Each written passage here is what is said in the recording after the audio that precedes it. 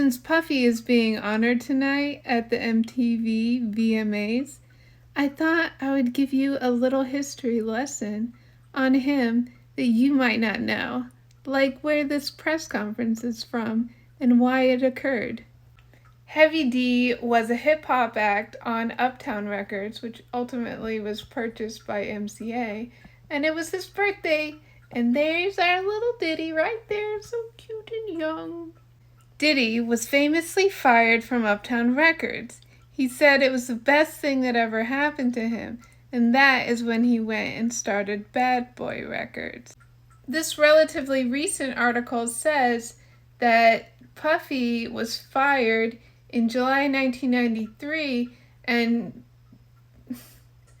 explaining why he got fired, Diddy says, "So I got fired because there can't be two kings in one castle?"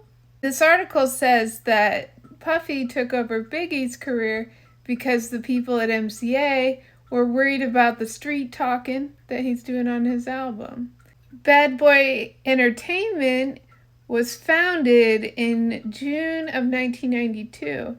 And that's weird because wasn't Puffy still working at Uptown? In this article, Puffy talks about how he actually met Biggie. Puffy here says he met Biggie in 1992 after he saw him in a column called Unsigned Hype in The Source magazine. So that means that Biggie wasn't already with MCA when he met him. I don't know the timeline. It's just weird.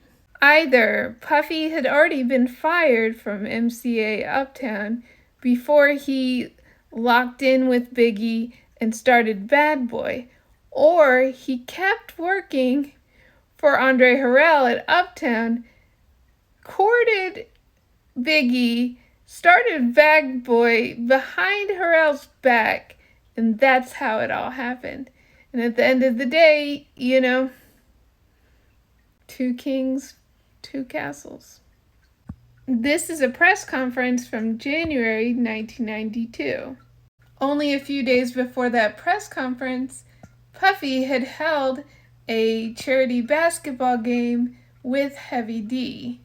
6 people were crushed to death at the concert, and Sean Diddy Puffy Daddy Combs was found at fault for that because he did not prepare adequately for the event. I've known about this event for a long time, and that is why I was so upset when Puffy decided to uncancel Travis Scott for the Astroworld tragedy. Within a month of Puffy's tragedy, the deputy mayor for public safety had a 100-page report published regarding that tragedy, which found Puffy at fault not only for violating safety standards, but also the sketchiness of where the money for the charity event was actually going. And Puffy gave some of that money to them and didn't keep it. Puffy was skilled at this time and should have known enough to have adequate security. You can pause to read this. Puffy's tragedy happened in a very different milieu than Travis Scott's. You would think with 3 decades of information, concerts would be safer. But no, what you've seen is censorship in the media, a lack of accountability, and even a lack of basic facts being released to the public. 1 month this report took to come out.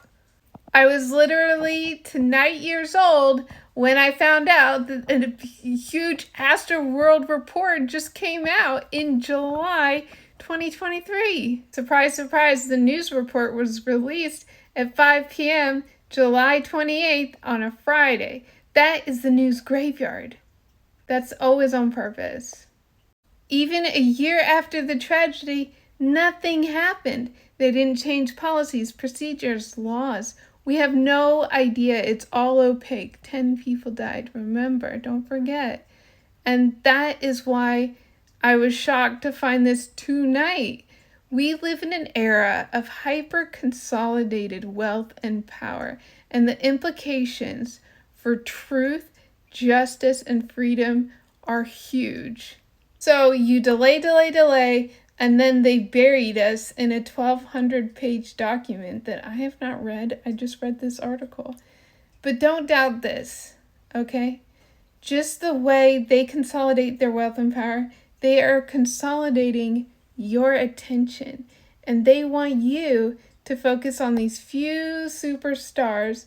And that is not healthy for you to have these idols that are not worthy of your adoration, as well as people who think they're above the law, better than people, and can harm people with absolutely 100% no repercussions.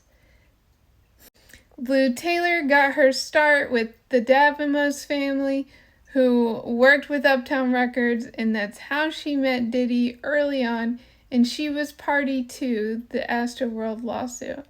So thank her, Diddy, for why I looked into you at all forever ago, and let's hope that safety and people's lives are more important than money. It's all for the art. Well, sure, as you line your pockets and we queue just to get tickets. We can have these super mega stars, but at the same time realizing they're funneling you like cattle to slaughter. And it's always worthy to check out your local clubs, see local acts, start a band, learn to freestyle, whatever.